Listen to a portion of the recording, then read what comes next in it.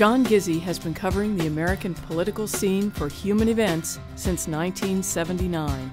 This year, the Giz will bring that experience to his coverage of the primaries, caucuses, and the presidential race. It will be coverage like no other. Welcome to Gizzi's America. Greetings from Des Moines, Iowa. I'm John Gizzi, here on the scene for the quadrennial process that is the first in the nation choosing of a presidential candidate. Whoever is nominated by Republicans to oppose Barack Obama will emerge from the Hawkeye States caucuses, which for more than 3 decades have been pivotal to the choice of a nominee of both parties. On the Republican side, excluding incumbent presidents, no one has won Iowa and New Hampshire's primary in the same year. This may be different, or it may be the same. As for who will win tomorrow night when the votes are counted, at schools and churches and just about everywhere, including people's own homes, one can't say.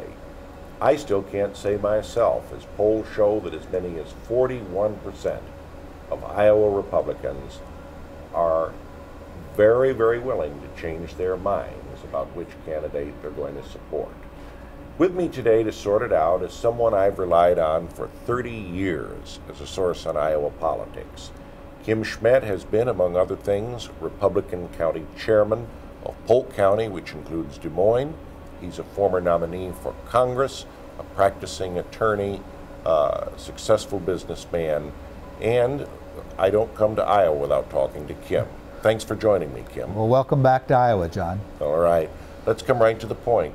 Are you willing to predict a winner for tomorrow night, just based on your sources and your contacts with voters and party activists? I think it's going to be one of the closest caucuses we've ever had. But right now, I would have to say that Governor Romney is probably looking like he has an outstanding chance of pulling this one off. Ron Paul supporters are known for their fervor and their dedication. They don't want to hear anything bad about their man, and they will come out if you had a blizzard here. Does that still hold true? Oh, I think very much so. He's working at a little disadvantage because a lot of the colleges where he gets a lot of his youthful support are on break, on vacation yet. Okay. When Ron Paul competed 4 years ago, only 7% of his vote came from registered Republicans here in Iowa. 29% came from those who considered themselves independent. How will that play out in 2012? I think we've seen a change in particularly looking at some of the issues that Dr. Paul's been really strong at, some of the fiscal issues, for instance. Unemployment's down, has been high, the economy's got problems, and I think some of the things that Dr. Paul has talked about really are hitting home now with the basic Republican voter. He has a very poor record, according to those who advocate a strong national defense. He's been very critical of the initiatives of Presidents Truman and Reagan in winning the Cold War, at one point telling Human Events he wouldn't have backed anything they did. Does this come up with voters at all? Somewhat, but the caucuses this year have had been such a roller coaster on leadership, on who's coming in first, and the focus of the public being on them, that I don't know that he's that well known position-wise yet on some of those issues. Clearly, there's some concern on some of his stances on Israel with people, but he's obviously also hit a base on a lot of the issues of having government out of our lives that have always been important to Republicans. We've heard a lot in the past few days about Rick Santorum taking off like a rocket ship. The former Pennsylvania senator appears to have come out of nowhere and is surging toward 3rd place in most of the surveys I've seen. True or false? I would say false. It's the appearance of the rocket ship taking off, and I think Senator Santorum would tell you it's false too, because it didn't happen overnight. It happened small meeting by small meeting, one after another, adding up into the hundreds, where he went into little towns and met with 10 or 15 Iowans, and he came away with a couple of Iowans supporting him from those meetings.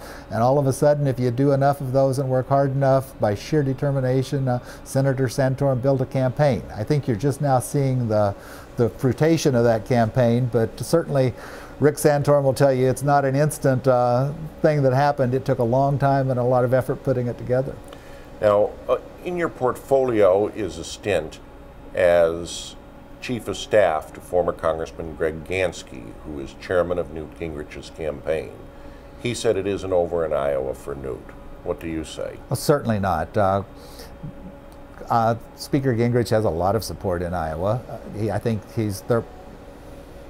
Most Republicans admire the Speaker tremendously. He led us out of the wilderness back in 1994 with Contract for America.